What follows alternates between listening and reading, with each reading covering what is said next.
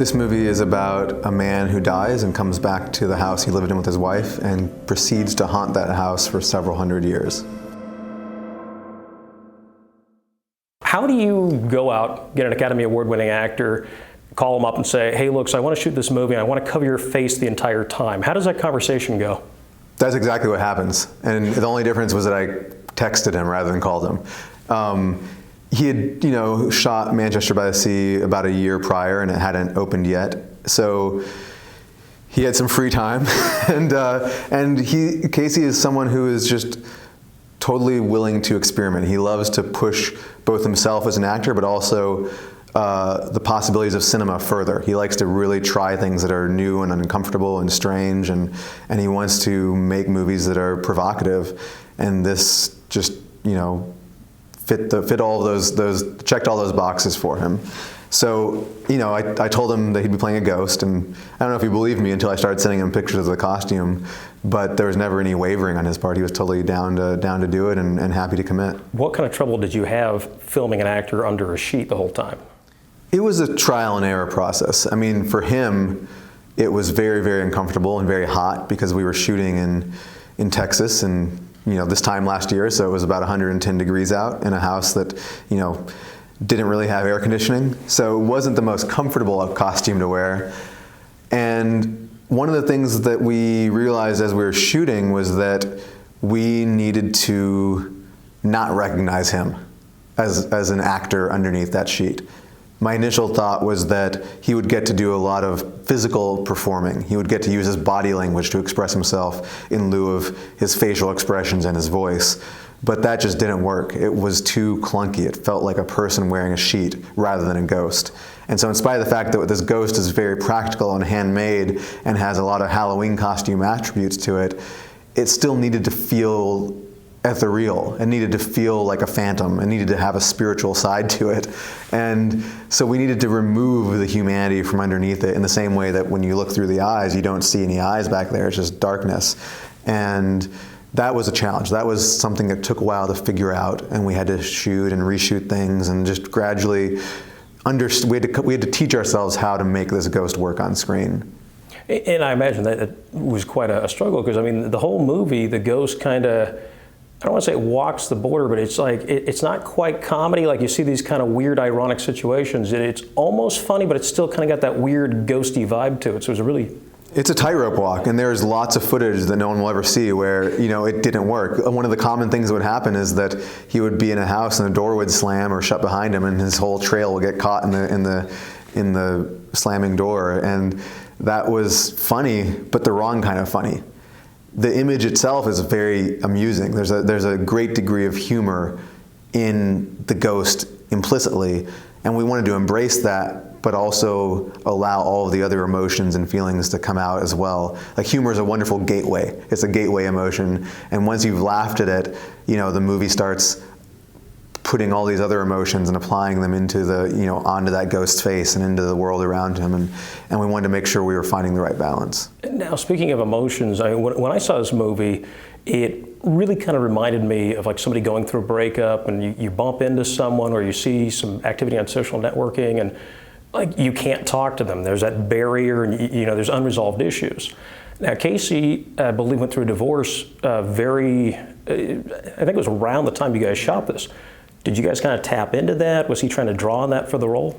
We didn't talk about it, but I'm sure that there's no way to avoid those things. There's no way to avoid all the personal issues that one might be going through.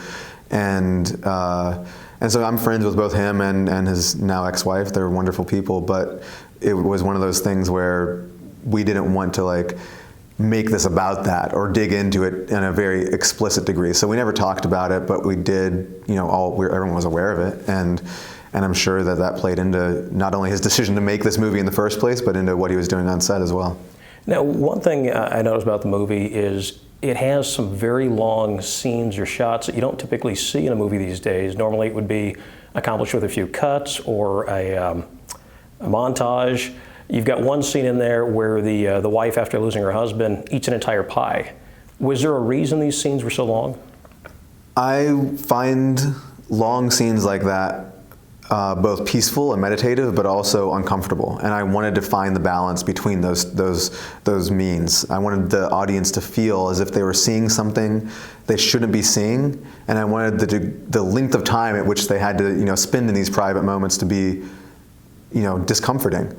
There's a great deal of, the movie as a whole is very much about the passage of time, and I wanted for those sequences in the movie, I wanted the passage of time to be very palpable, and for audiences to be very aware of it, and to perhaps push back against it. When you're sitting there for that long, looking at one thing, and even if that thing is changing, there's a lot going on in that shot. Rooney's doing a lot as an actress, but nonetheless, we aren't used to seeing something for such a sustained length of time, and it starts to feel repetitive or redundant, and you wonder why you're watching this, and yet it keeps going on, and it keeps going on, and eventually it breaks you down.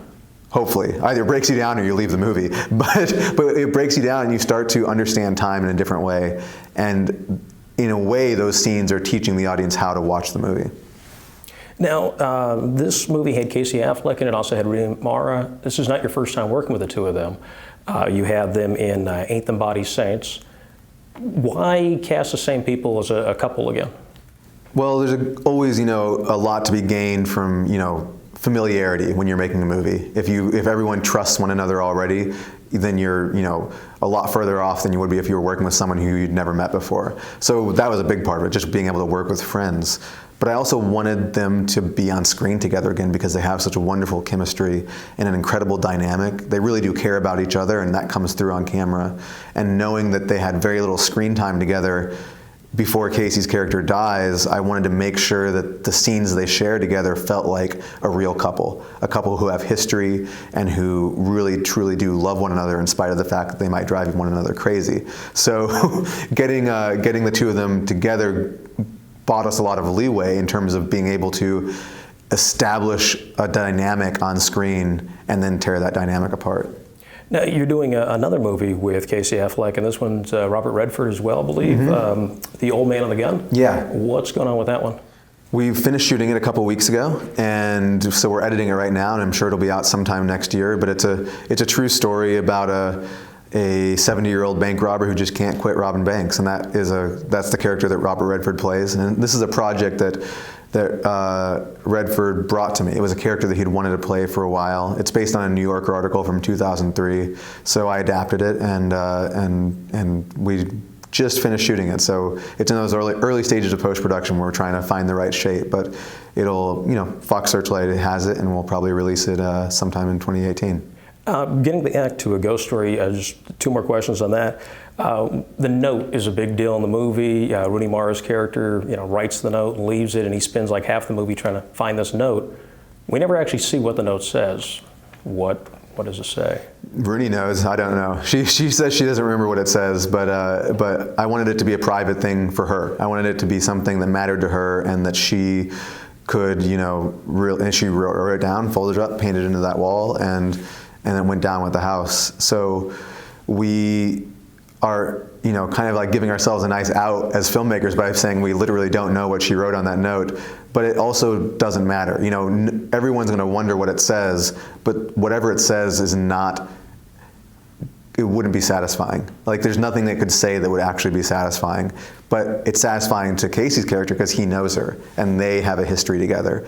And so all it is just recognizing something that mattered to the two of them. And once he's able to see that, that's his goal throughout the movie. But it isn't, as much as everyone's going to wonder what it says, I can guarantee that there's nothing we could come up with or nothing we could say that would actually be a satisfying answer. It's sort of like the briefcase in Pulp Fiction. It's way better not to know what was in there.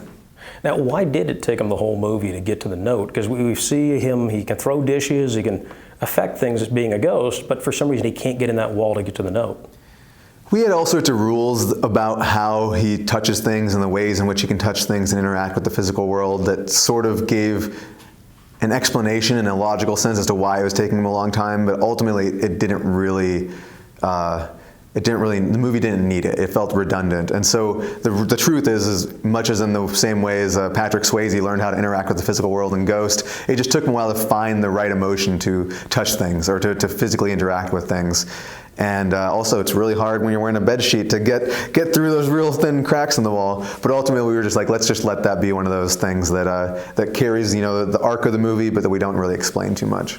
And the whole point of the movie, I mean, is it that time is secular, or is he, is he traveling in time, or is he just lived so long that he sees another ghost in the same situation as him, or what's going on? Yeah, he's traveling in a way through time. He sort of has ceased to be defined by time. Time doesn't move in a linear direction for him at a certain point in his history.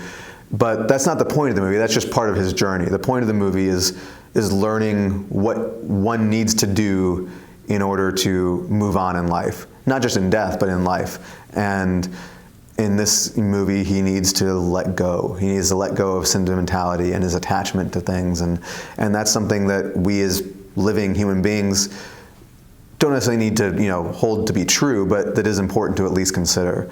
But that's what the ghost journey is in this film. Anything else people need to know about A Ghost Story?